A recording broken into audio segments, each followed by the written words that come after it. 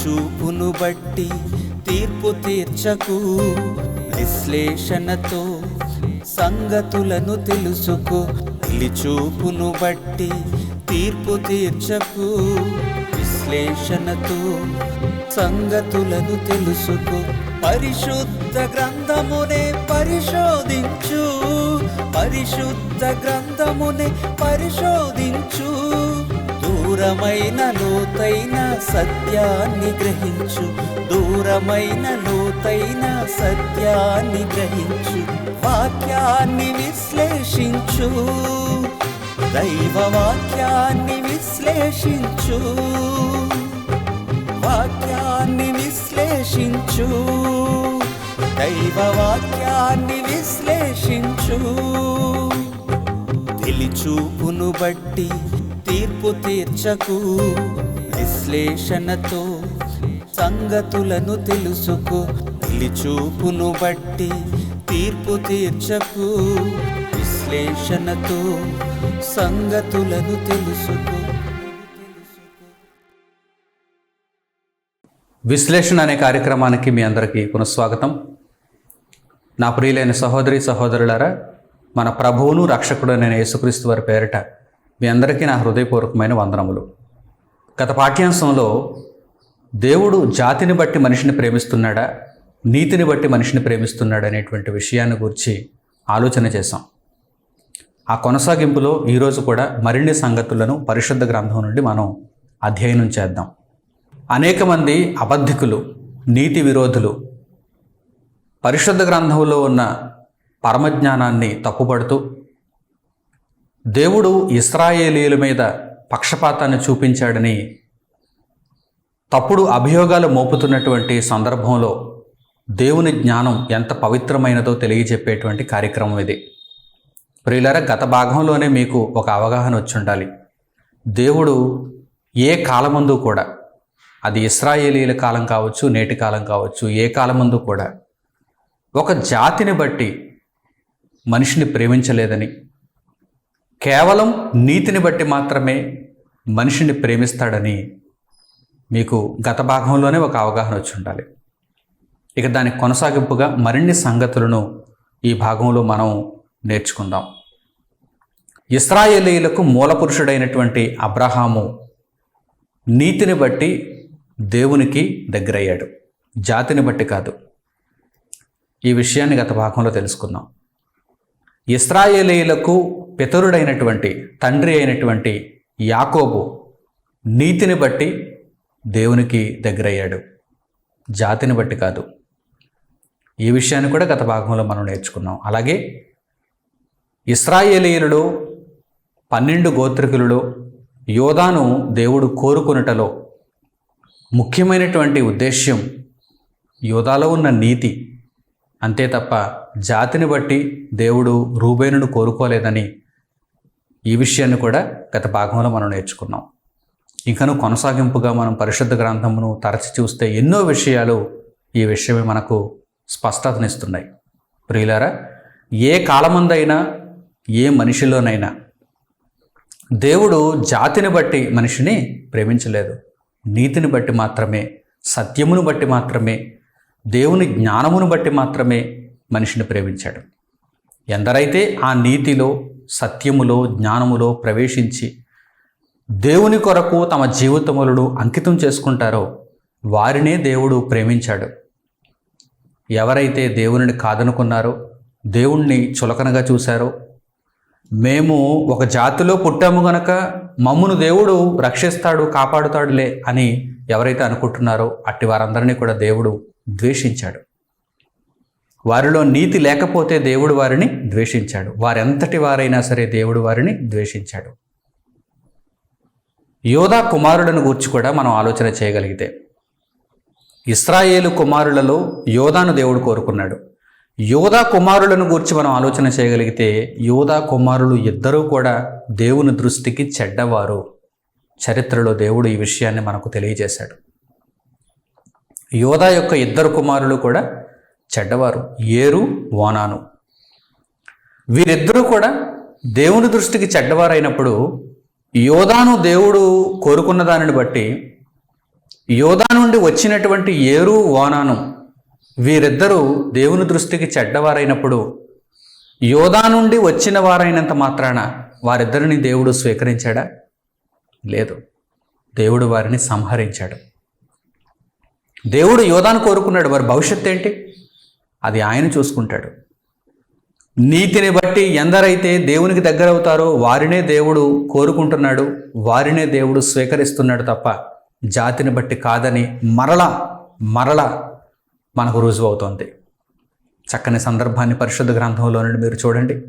ఆదికాండము 38వ అధ్యాయము 7వ వచనం 10వ వచనం. ఆదికాండము 38వ అధ్యాయము 7వ వచనం మరియు 10వ వచనం.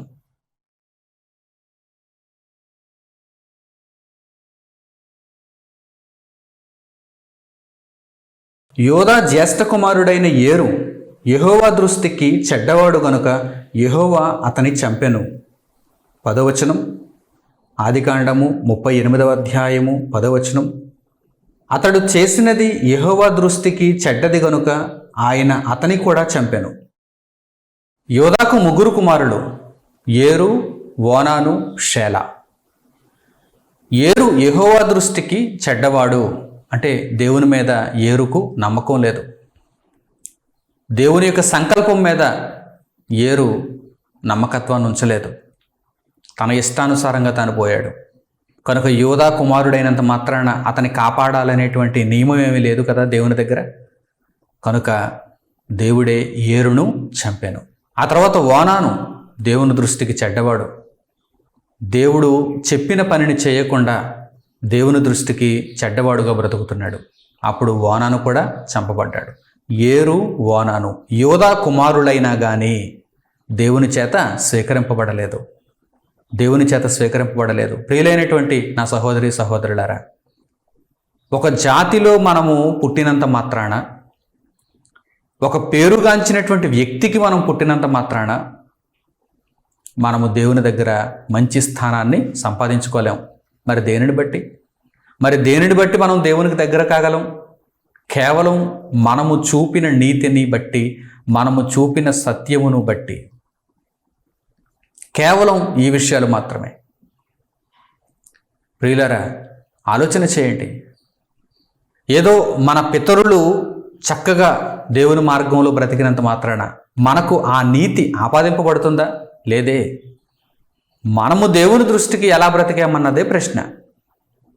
అక్కడ అదే సందర్భంలోనికి వస్తుంది. కనుక ఎప్పుడు కూడా మీ జీవితాలను మీరు చూసుకోండి. ఎవరో జీవితాలను బట్టి మీరు రక్షింపడలేరు. మీ జీవితాన్ని బట్టి మీరు రక్షింపడతారు.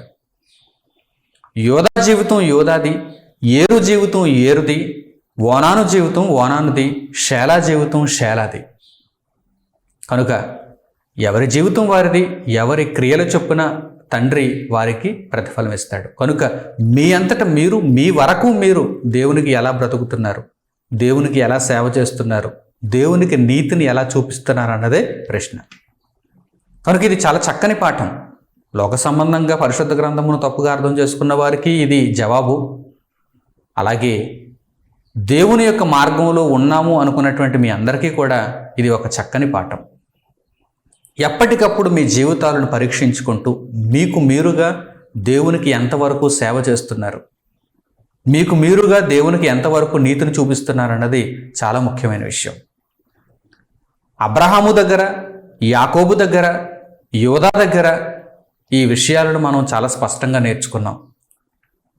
ఇక ఇశ్రాయేలీయులు విస్తరించడం ప్రారంభించారు. వందలుగా, వేలుగా, లక్షలుగా ఇశ్రాయేలీయులు విస్తరించడం ప్రారంభించారు. అటువంటి పరిస్థితులలో దేవుడు ఒకనాడు అబ్రహామునకు వాగ్దానం చేశాడు కదా, ఆ వాగ్దానమును జ్ఞాపకం చేసుకుంటూ ఇశ్రాయేలీయులను దేవుడు వృద్ధి పొందిస్తున్నాడు. వృద్ధి పొందుచున్నటువంటి ఇశ్రాయేలీయులలో ఎవరైనా తప్పు చేశారనుకోండి, వీరు ఇశ్రాయేలీయులు కదా, అబ్రహాము గర్భము నుండి వచ్చిన వారు కదా, నేను వీరిని ఏమీ అనకూడదని దేవుడు అనుకున్నాడా? అలా అనుకోలేదండి. పరలోకమందున్న తండ్రి దగ్గర ఎంత స్పష్టంగా ఉంటుందంటే, ఆయన జ్ఞానం ఎంత క్లియర్గా ఉంటుందంటే అసలు అందులో కొద్దిగా కూడా మలినం మనకు కనిపించదు. మనం ఆలోచన చేసే కొద్దీ, లోతులకు వెళ్ళి అర్థం చేసుకునే కొలది మనకు ఎంతో గొప్ప జ్ఞానం అనుగ్రహింపబడుతుంది. దేవుని సర్వోన్నతమైనటువంటి సంగతులు మనకు బోధపడతాయి. ఇశ్రాయేలీయులు తన ప్రజలుగా స్వీకరింపబడినంత మాత్రాన తన ప్రజలు ఒకవేళ నీతిని తప్పితే దేవుడు ఊరుకుంటాడా? జాతిని బట్టి వారిని రక్షిస్తాడా? వీరు ఇశ్రాయేలీయులు కదా, వీరు తప్పు చేసినా చెడు మార్గంలో ఉన్నా నేను వీరిని దగ్గర చేర్చుకోవాలని దేవుడు అనుకున్నాడా? సర్వలోకమునకు దేవుడు ఒకే న్యాయ విధిని చూపిస్తున్నాడు. మరి ఇశ్రాయేలీయులను తన ప్రజలుగా ఎందుకు స్వీకరించాడు అంటే మిగిలిన ప్రజలందరికీ పాఠం నేర్పించడానికి వీరందరూ ఒక ఉదాహరణే తప్ప దేవుడికి ఇశ్రాయేలీయుల మీద ఏమాత్రం పక్షపాతం లేదు. ఇశ్రాయేలీయుల మీద ఆయన పక్షపాతం చూపటం లేదు అనటానికి అనేకమైనటువంటి సందర్భాలు పరిశుద్ధ గ్రంథంలో మనకు కనిపిస్తున్నాయి. ఎన్నో సందర్భాలలో ఇశ్రాయేలీయులు దేవుని మార్గము నుండి తొలగిపోయినప్పుడు, దేవునికి ఎదురు తిరిగినప్పుడు దేవుడు వారిని శిక్షించాడు, కఠినముగా శిక్షించాడు. ఇంకొక మాట చెప్పమంటారా? ఇశ్రాయేలీయులు తప్పు చేస్తే దేవుడు వెంటనే వారికి శిక్ష అమలు చేసేవాడు. అదే మిగిలిన వారు తప్పు చేస్తే వారికి ధర్మశాస్త్రం లేదు, చూచి చూడనట్టుగా ఉన్నాడు. అజ్ఞాన కాలముల యందు దేవుడు చూచి చూడనట్టుగా ఉన్నాడు. అదే ధర్మశాస్త్రము కలిగిన, దేవుని దర్శనములు కలిగిన, దేవుని ప్రవక్తలు వారి మధ్యనే ఉండిన ఇశ్రాయేలీయులు తప్పు చేస్తే వెంటనే దేవుడు వారిని శిక్షించేవాడు. అందుకే క్రొత్త నిబంధనలో కూడా యాకోబు పత్రికలో ఒక మాట వ్రాయబడింది 3వ అధ్యాయంలో, బోధకులమైన మనము మరి కఠినమైన తీర్పు పొందుదము గనుక,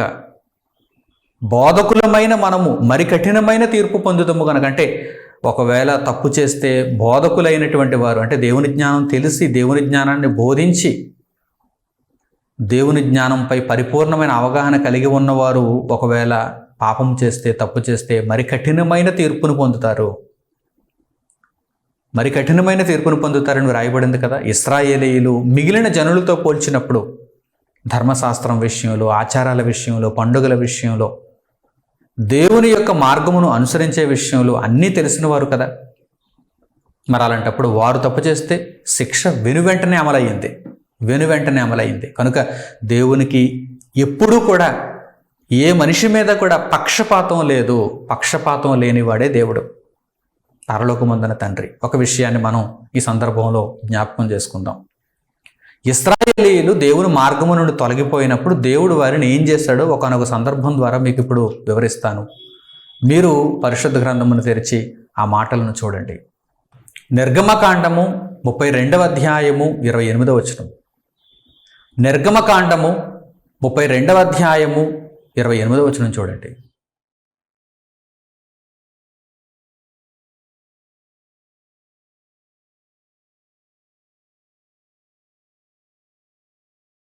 లేవీయులు మోషే మాట చొప్పున చేయగా ఆ దినమున ప్రజలలో ఇంచుమించు 3,000 మంది కూలిరి.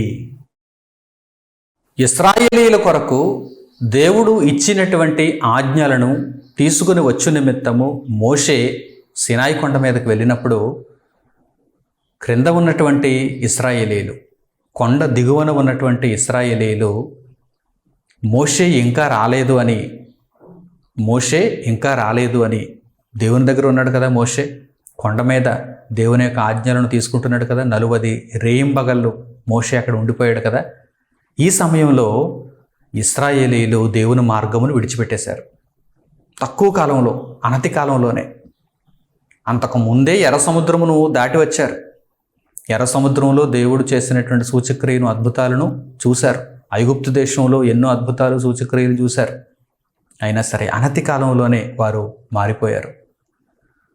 ఒక దూడను చేయించుకొని అహరోనును యాజకుడిగా నిలువబెట్టి ఆ దూడకు నమస్కరిస్తున్నారు. తిని త్రాగి గెంతుతున్నారు. ఈ పరిస్థితిని దేవుడు సహించలేదు. ఇశ్రాయేలీయులలో దుష్టులైనటువంటి వారందరినీ ఆ రోజు దేవుడు నాశనం చేశాడు. ఇశ్రాయేలీయులు తన ప్రజలే. తానే తన బాహుబలము చేత ఇశ్రాయేలీయులను ఐగుప్తు బానిసత్వంలో నుండి బయటకు రప్పించాడు. తన పిల్లలే. తన పిల్లలైనంత మాత్రాన తప్పు చేస్తే దేవుడు ఊరుకుంటాడా? జాతిని బట్టి మనిషిని ప్రేమిస్తున్నాడు ఆయన, నీతిని బట్టి కదా. ఇంచుమించు 3,000 మంది కూలిరి. ఈరోజు తల్లిదండ్రులుగా పిల్లల మీద మమకారం ఉంటుంది. తల్లిదండ్రులకు పిల్లల మీద మమకారం ఉంటుంది, ప్రేమ ఉంటుంది, అనురాగం ఉంటుంది. పిల్లలు మంచివారైనప్పుడు మాట్లాడుకోవాల్సినటువంటి అవసరం లేదు. పిల్లలు చెడ్డవారైనప్పుడు ఆలోచన చేయాలి. పిల్లలు చెడ్డవారైనప్పుడు తల్లిదండ్రులు వారిని శిక్షించకుండా ఇంకా గారాబం చేస్తూ ఉంటారు.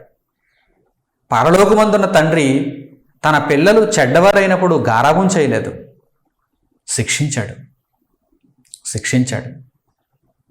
మీ పిల్లలు చెడు ప్రవర్తనలో ఉంటున్నప్పుడు నా కుమారుడే కదా, నా కుమార్తె కదా, చెడ్డగా ప్రవర్తించినా పర్వాలేదు అనుకుంటే అది వారి భవిష్యత్తుకు ప్రమాదం. పిల్లలు దారి తొలగుతున్నప్పుడు, మొక్క దశలో వారు ఉన్నప్పుడు వారిని వంచాలి, సరైన దిశగా వారిని తిప్పాలి. వారు చిన్ననాడు దేవుని మార్గంలో ఉండేటట్టుగా మీరు ప్రయత్నం చేయాలి, లేకపోతే వారు మీ చేయి దాటిపోతారు. వారు చెడ్డవారుగా ఉన్నారు, చెడ్డ మాట్లాడుతున్నప్పుడు కొంతమంది పిల్లలు బూతులు మాట్లాడుతూ ఉంటారు. చిన్న వయసులోనే ఎక్కడో నేర్చుకుని వస్తారు, స్కూల్లోనో లేకపోతే స్నేహితుల దగ్గర ఎక్కడో చోట నేర్చుకుని వచ్చి బూతులు మాట్లాడుతూ ఉంటారు. వెంటనే వారిని గద్దించాలి, శిక్షించాలి. మరలా వాడు అలా మాట్లాడకుండా, ఆమె అలా మాట్లాడకుండా మీరు కట్టడి చేయాలి. ఈరోజు వింత ప్రవర్తనతో, చెడు ప్రవర్తనతో చిన్నపిల్లలు సైతం సాతాను వాళ్ళలో చిక్కుకుపోతున్నారు. అలాంటప్పుడు చెడ్డవారైన మీ పిల్లలను చూచి మీరు సహించకూడదు. వెంటనే వారిని శిక్షాదండము చేత సరైన మార్గంలో వెంటనే మీరు వారిని తీసుకుని రావాలి. చూచి చూడనట్టుగా ఉండకూడదు. ఆ తర్వాత వారు మీ చేయి దాటిపోయి మీ మాట వినకుండా మిమ్మునే ఎదిరించి మిమ్మునే దండించే స్థితికి వచ్చేస్తారు. దేవుడు నేర్పిస్తున్న పాఠం చూడండి. ఇశ్రాయేలీలు తన పిల్లలే, ఊరుకున్నాడా? తప్పు చేస్తే ఊరుకున్నాడా? ఇంచుమించు 3,000 మంది ఆ రోజు కూలిపోయారని పరిశుద్ధ గ్రంథంలో కనిపిస్తుంది కదా. చరిత్రలో దేవుడు పాఠాన్ని నేర్పిస్తున్నాడు కదా. కనుక దేవుడు ఏ కాలమందు కూడా ఒక జాతిని బట్టి, ఈ జాతి నా ప్రజలు కనుక జాతిని బట్టి వీరేం చేసినా రక్షించాలి, కాపాడాలి, చూచి చూడనట్టుగా ఉండాలి, నేను వదిలేయాలి అనుకుని దేవుడు అనుకోలేదండి. నీతిని బట్టి ప్రేమించాడండి. ఎవరు నీతిని అనుసరించారో వారినే ప్రేమించాడు. ఎవరు నీతి తప్పారో వారిని శిక్షించాడు, నాశనం చేశాడు, సమూలంగా నిర్మూలించాడు. అలాగే అహరోను కుమారులు మీకు జ్ఞాపకం ఉండి ఉండాలి. పరిశుద్ధ గ్రంథమును మీరు చదివితే మీకు జ్ఞాపకం ఉండి ఉండాలి. లేవీకాండం 10వ అధ్యాయంలో మీకు కనిపిస్తుంది. అహరోను కుమారులు నాదాబు, అబీహులు. ఈ నాదాబు, అబీహులు దేవుడు ఆజ్ఞాపింపని వేరొక స్వంత అగ్ని తీసుకుని వచ్చి వారు యెహోవాకు అర్పణలో ఆ అగ్నిని వినియోగిస్తున్నారు. అప్పుడు యెహోవా సన్నిధి నుండి అగ్ని బయలుదేరి వారిద్దరిని కాల్చివేసింది, దహించివేసింది. నాదాబు, అబీహులు ఎవరు? వీరు అహరోను కుమారులు. ప్రధాన యాజకుడైన లేవి గోత్రీకుడైన అహరోను కుమారులు, స్వంత కుమారులు నాదాబు, అబీహు దేవుని యొక్క అగ్ని చేత దహింపబడ్డారు. ఆలోచిస్తున్నారా? అంటే దేవునికి పక్షపాతం ఉందా? అహరోను కుమారులు కదా, వేరొక అగ్ని తీసుకుని వచ్చారు, నా నిబంధనను అతిక్రమించారు, అయినా సరే అహరోను కుమారులు కదా, ఇశ్రాయేలీలు కదా, లేవీయులు కదా, కాపాడదాంలే అని దేవుడు ఊరుకున్నాడా? లేదు. వెంటనే శిక్ష అమలైపోయింది. యెహోవా సన్నిధి నుండి అగ్ని బయలుదేరి వెళ్ళి వారిని కాల్చివేసింది. ఆ తర్వాత కోరహ సమూహం, వారు కూడా ఇశ్రాయేలీలే. మోషే అహరోనులకు ఎదురు తిరిగినప్పుడు, మోషే అహరోనులు చెబుతున్న మాటలను ఎదిరించినప్పుడు కోరహును వెంబడించినటువంటి సర్వ సమూహమును దేవుడు ఏ విధముగా అరణ్యంలోనే వారిని నాశనం అందింపచేశాడో మీకు తెలియనిది కాదు. పరిశుద్ధ గ్రంథమును చదివితే ఈ విషయాలన్నీ మీకు అర్థమవుతాయి. ప్రియులారా, ఏ కాలమునకు మనం వెళ్ళి చూచినా దేవుడు పక్షపాతము లేనివాడై ఒక జాతిని బట్టి కాకుండా కేవలము ఆయన అనుగ్రహించిన నీతిని బట్టి మనిషిని ప్రేమిస్తున్నాడు. ఆ నీతిలో ఏ మనిషి ఉంటే ఆ మనిషిని ప్రేమిస్తున్నాడు. కనుక దేవుని యొక్క స్వభావం ఎంత ఉన్నతమైనదో మీరు ఆలోచన చేయండి. ఇక మరొక సందర్భంలోనికి మనం వెళ్ళి ఆలోచన చేస్తే దేవుని యొక్క ఉన్నతమైన ఉద్దేశాలు ఎంత గొప్పగా ఉంటాయో మీకు అర్థమవుతుందండి. ఒకానొక సందర్భంలో దేవుడు మోషేతో ఏమంటున్నాడు తెలుసా? ఇశ్రాయేలీలందరినీ నేను నాశనం చేసేద్దాం అనుకుంటున్నాను, మరలా నీ ద్వారా నేను సంతానాన్ని బయటకు రప్పిస్తాను, అని మోషేతో తెలియజేస్తున్నాడు. అంటే ఇశ్రాయేలీలు అంతగా దేవుణ్ణి విసుగు పుట్టించారు. ఇశ్రాయేలు జాతి మొత్తాన్ని దేవుడు నాశనం చేయాలనుకునేటువంటి పరిస్థితి కూడా ఏర్పడింది. అంటే దేవుడు ఆ మాట పలుకుతున్నప్పుడు నేను జాతిని బట్టి కాదు నీతిని బట్టి మనిషిని ప్రేమిస్తానని చెప్పడం మనకు అర్థమవుతుంది. ఆ సందర్భంలోనికి వెళ్ళి ఆ మాటను ఒక్కసారి మనం చూద్దాం. మనకు విశేషమైనటువంటి జ్ఞానం కళ్ళకు కనిపిస్తుంది. సంఖ్యాకాండము 14వ అధ్యాయము 11వ వచనం నుంచి చూడండి. సంఖ్యాకాండము 14వ అధ్యాయము 11వ వచనం నుంచి.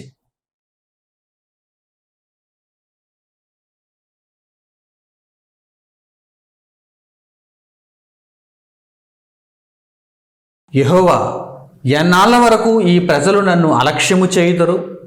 ఎన్నాళ్ళ వరకు నేను వారి మధ్యను చేసిన సూచక క్రియలన్నిటినీ చూచి నన్ను నమ్మకయిందురు?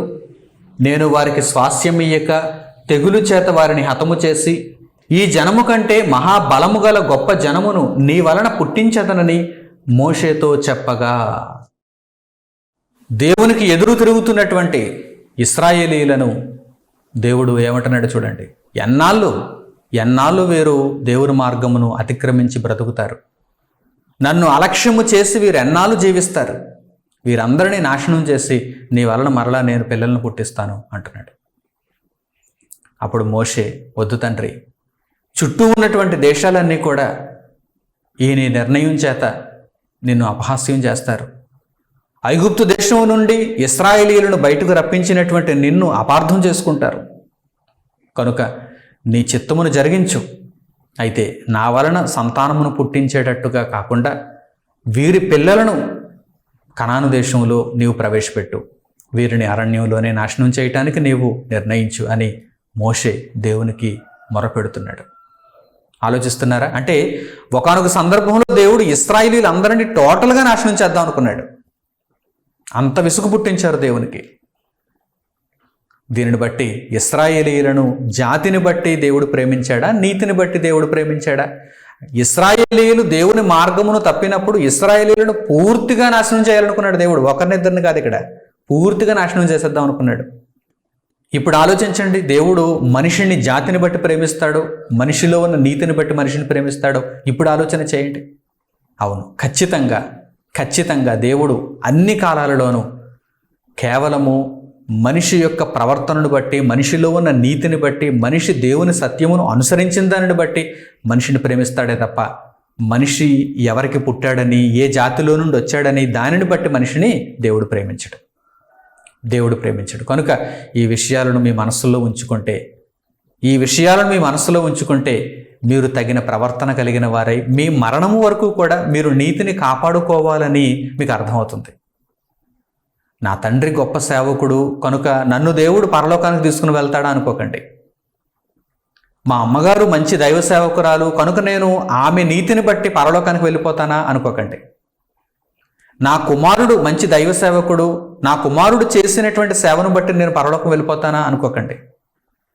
నా సహోదరులు, నా సోదరీమణులు మంచి దైవ సేవకులు, వారిని బట్టి నేను పరలోకం వెళ్ళిపోతాను అనుకోకండి. మీరెంతవరకు దేవునికి నీతిని కనుపరిచారు? మీరెంతవరకు దేవుని సేవ చేశారు? ఈ విషయాన్ని దేవుడు ఖచ్చితంగా అడుగుతాడు. కనుక ప్రియులైన నా సహోదరి సహోదరులారా, మీ అందరికీ దేవుడు జీవితాలను ఇచ్చాడు, శరీరాలను ఇచ్చాడు, కాలాన్ని ఇచ్చాడు. మీ అందరూ కూడా దేవుని చేతిలో మంచి పాత్రలు.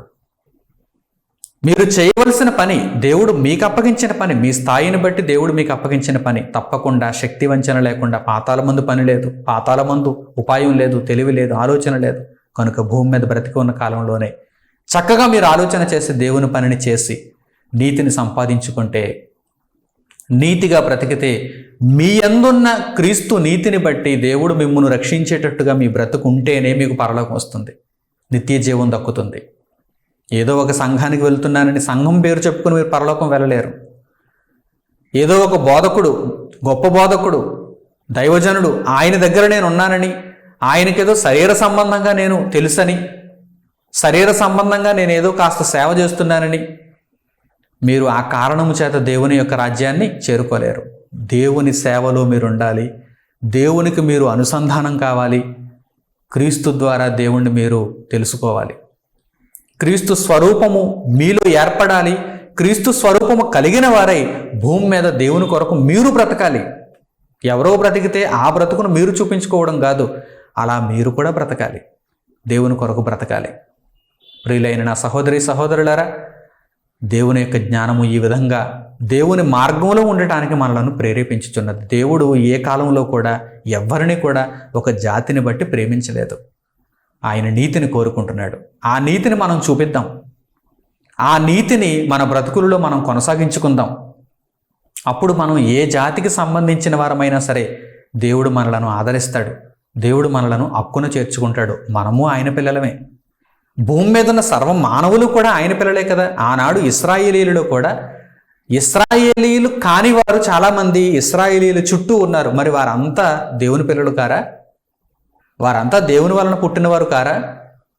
దేవుడిచ్చినటువంటి శరీరాలను, దేవుడిచ్చినటువంటి ప్రకృతిని కలిగి ఈ భూమి మీద జీవిస్తున్నవారు కారా? 100% అవును. అయితే వారిలో నీతి లేకపోవుటను బట్టి దేవుడు వారిని విసర్జించాడు. వారిలో ఒకవేళ ఎవరికైనా నీతి ఉంటే దేవుడు వారిని ప్రేమిస్తాడా? ఖచ్చితంగా ప్రేమిస్తాడు. ఈ విషయాన్ని వచ్చే భాగంలో మనం వివరంగా నేర్చుకుందాం. ఇశ్రాయేలీయులు కాని వారిలో, ఇశ్రాయేలు జాతిలో లేని వారిలో, యాకోబు కుటుంబంలో లేని వారిలో, బయట వారిలో ఎవరైనా దేవునికి ప్రేమ, దేవునికి నీతి, దేవునికి భక్తి చూపగలిగిన వారు ఉంటే దేవుడు అట్టివారిని ఏం చేశాడు? అట్టివారిని కాపాడాడా? అట్టివారిని హక్కును చేర్చుకున్నాడా? చూద్దాం. ఆ సంగతులను, ఆ సందర్భాలను వచ్చే పాఠ్యాంశంలో తప్పకుండా క్షుణ్ణంగా దేవుని యొక్క కృపను బట్టి, ఆయన చిత్తమును బట్టి మనం నేర్చుకుందాం. అంతవరకు ప్రభు యొక్క కృపాక్షేమము మీ అందరికీ తోడై ఉండును గాక. తండ్రి అయిన దేవునికి ప్రార్థనలో ఏకీభవించండి. మహోన్నతుడును మహాపరిశుద్ధుడునైన మా కన్న తండ్రి, మీరు మమ్మల్ని ప్రేమించే విధానము స్పష్టంగా మీరు మాకు తెలియజేశారు. తండ్రి, మీ మాటలను గ్రహించిన తర్వాత, మీ జ్ఞానమును తెలుసుకున్న తర్వాత మా ప్రవర్తనను మార్చుకుని ఎల్లప్పుడూ జాగరూకత కలిగిన వారమై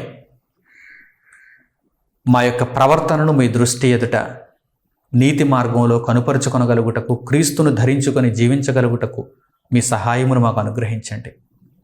ఏమాత్రం అలక్ష్యం చేయకుండా, సాతాను యొక్క తప్పు మార్గంలో వెళ్ళిపోకుండా సత్య మార్గంలో నిలిచి మీరిచ్చిన ఆయుష్కాలం అంతా మీ చిత్తాన్ని నెరవేర్చుచు మీ చేత భలా నమ్మకమైన మంచి దాసుడు అనిపించుకొనగలుగుటకు కృప దయచేయమని మిమ్మల్ని కోరుకుంటూ మా ప్రార్థనా విన్నపములను మా ప్రభువును రక్షకుడునైన యేసుక్రీస్తు వారి పేరిట మిమ్మల్ని అడుగుచున్నాము తండ్రి. ఆమేన్. మన తండ్రి అయిన దేవుని ప్రేమ, ఆయన కుమారుడైన యేసుక్రీస్తు ప్రభు వారి కృప, పరిశుద్ధాత్మ యొక్క అన్యోన్య సహవాసము మనందరికీ సదాకాలం తోడే నడిపించును గాక. ఆమేన్. అందరికి వందనములు. సెలవు.